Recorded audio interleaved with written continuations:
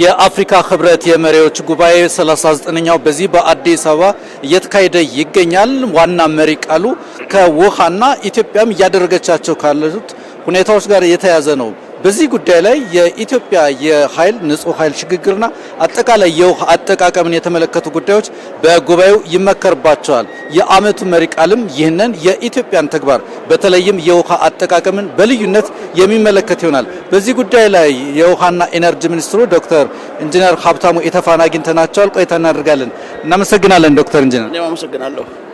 መሪ ቃሉ በዋናነት ከኢትዮጵያ ስራዎች ጋር የተገናኘ ነውና ጉዳዩ እንዴት ነው የሚዳሰሰው? የኢትዮጵያ ተግባር እንዴት ሊቃኝ ይችላል ብለን እናስባለን?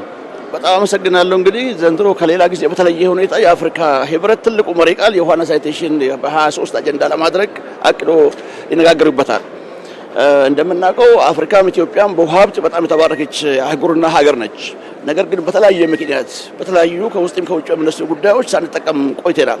ወደ ኢትዮጵያ ከመጣን ባለፉት 7 ዓመታት የሚገርም አስደናቂ ስራዎችን ሰርተናል።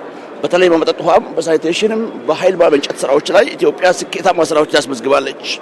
ለኛ ትልቅ እድል ይዞ መጥቷል ብለን እናምናለን። ኢትዮጵያ የምትሰራቸው ማንኛውም ከውሃ ጋር በተገናኙ ስራዎች ነገ በተለይ በሚኒስቴሮች በሚኖረን ስብሰባ ላይ ለሌሎቹ እናካፍላለን። አፍሪካ ወንድሞቻችን ከሱ ትምህርት ያገኛሉ ብለን እናምናለን። በተለይ የሰራናቸው ትልቁ ስራዎቻችን ከኃይል አቅርቦት ጋር በሚገናኝ ነው። ለመጀመሪያ ጊዜ ለብዙ ዓመታት ኢትዮጵያውያን ሲቆጩበት የነበረው ህዳሴ ግድብን አሳክተን በኢትዮጵያ ላይ የስንት ዓመት ቁጭት የነበረውን ታሪክ ሰርተን ኢትዮጵያ አንድነት ያረጋገጠበትን ግድባችን ከኢትዮጵያ ማልፎ ጎረቤት ሀገሮቻችን ተጠቃሚ ያደረገውን ኃይል ከውሃና መነጨን በደንብ የሚታይበት አጋጣሚ ፈጥሮልናል። ስለዚህ በኃይል ማመንጨት ላይ በተለይ አረንጓዴ ኃይል ማመንጨት ላይ ውሃ ሀብቶቻችንን በመጠቀም መስራት እንደሚቻል አብረን መቆም ከቻል ያለምንም ድጋፍ በኢትዮጵያውያን አንድነት የተገነባው ህዳሴ ግድብ ለሌሎች አፍሪካ ወንድሞቻችን ትምህርት ይሆናል ብለን እናምናለን። አንዱ ይሄ ነው። ሁለተኛው በመጠጥ ውሃና ሳኒቴሽን ዘርፍ ባለፉት ዓመታት በሰራናቸው ስኬታማ ስራዎች ከ80 ሚሊዮን በላይ ማህበረሰባችን ተጠቃሚ ማድረግ ችለናል። ይሄ ሊመጣ የቻለው በቅንጅት በተሰሩ ተቋማት በጋራ በመሆን ነው። በተለይ ውሃና ኢነርጂ በማስተባበር ከገንዘብ ሚኒስቴር ከትምህርትና ከጤና ጋር የሰራናቸው ዋርዋሽ ፕሮግራም የሚባለው ፕሮግራም ለሌሎቹ አፍሪካ ሀገራትም ተሞክሮ ሆኖ እናቀርባለን ብለን እናምናለን። ሶስተኛ ጉዳይ ከውሃ ሀብት አስተዳደር ጋር ነው። ውሃ ዝም ብለን ውሃ ብቻ ሳይሆን የሰራናቸው በተለይ በተፋሰስ ልማት ላይ ያከናወናቸው ስራዎቻችን ትልቅ ስኬት ነው። አባይን ጨምሮ በሁሉም ጎረቤት ሀገሮች የሚሄደው ውሃ ዝም ብሎ የመጣ አይደለም። ኢትዮጵያውያን በማሳው ላይ በመሬቱ ላይ በሀገሩ ላይ ኢንቨስት ማድረጋቸው ነው። አረንጓዴ አሻራ ትልቅ ስኬት ነው። 48 ቢሊዮን ችግኝ ኢትዮጵያ ተከላለች ማለት በእያንዳንዱ በገንዘብ ብታባዛ ውሃን ለማበርከት ኢትዮጵያ ያዋጣቻቸው ገንዘብ መሆኑን አፍሪካኖች ይረዳሉ። ዓለም እንዲረዳ ትልቅ እድል ይፈጥራል ብለን እናስባለን። ይሄ ሁሉ የምንሰራው ደግሞ በትብብር በማድረግ በጋራ በመልጸግ የምናደርጋቸው ስራዎች ናቸው። ይሄ እንግዲህ ለኢትዮጵያ ትልቅ እድል ነው። ለአፍሪካ ወንድሞቻችንም ትምህርት የሚያገኙበት መድረክ ነው ብለን እናስባለን ማለት ነው።